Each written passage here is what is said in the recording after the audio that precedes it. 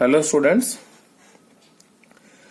Last video में जो river crossing का पार्ट 2 था उसको मैंने यूट्यूब से अभी हटा दिया है क्योंकि उसके अंदर पिक्सल क्वालिटी अच्छा नहीं था और कुछ स्टूडेंट्स के कमेंट्स थे मेरे पास में कि सर ये वीडियो साफ शो नहीं हो रहा है, क्वेश्चन दिख नहीं रहा है। सो मैं उसी क्वेश्चन को दोबारा से आपको अभी समझाता हूँ। क्वेश्चन था, a man can swim at speed of 3 kilometre per hour in still water. He wants to cross a 500 meter wide river flowing at 2 km per hour and he keeps himself always at an angle of 120 degree with river flow while swimming। ये question में हमसे पूछना चाहता है कि find the time he takes cross the river.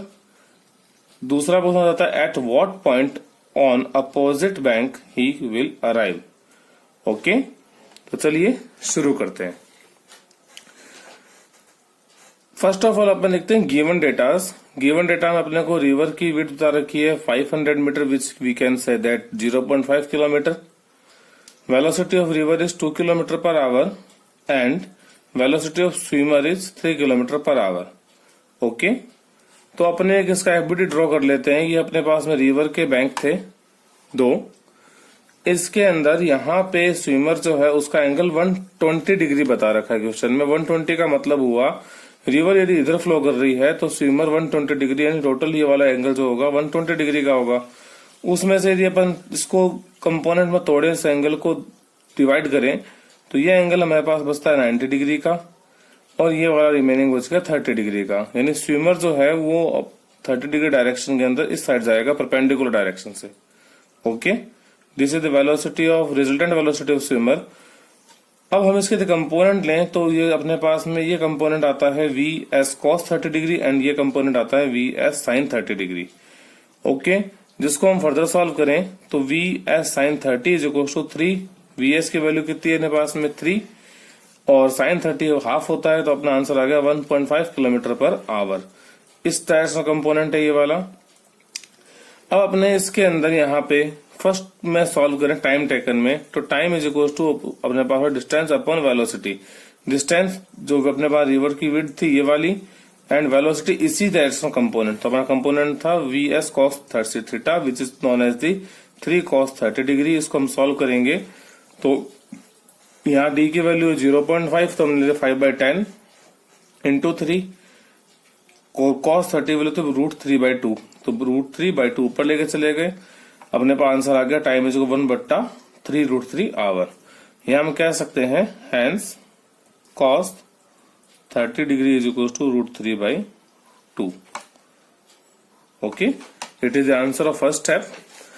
अब हमको ये चेक करना है कि वो अपोजिट बैंक में कितना अपोजिट किनारे पे अपोजिट जाएगा। यहां से तैर कर जब वो इस तरह से तैरेगा तो दूसरे किनारे के ऊपर वो कितना डिस्प्लेस होगा अपनी इनिशियल पोजीशन से।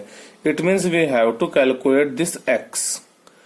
ओके, सो हमने अपने फर्स्ट वीडियो में देखा था रिवर क्रॉसिंग की जो केस स्टडी की थी। उस केस स्टडी के अंदर हमारे पास में एक आया था कि वो हॉरिजॉन्टल डिस्प्लेसमेंट अपना था वो बराबर था हॉरिजॉन्टल वेलोसिटी इनटू टाइम के which is known as the t is equal to x upon v are.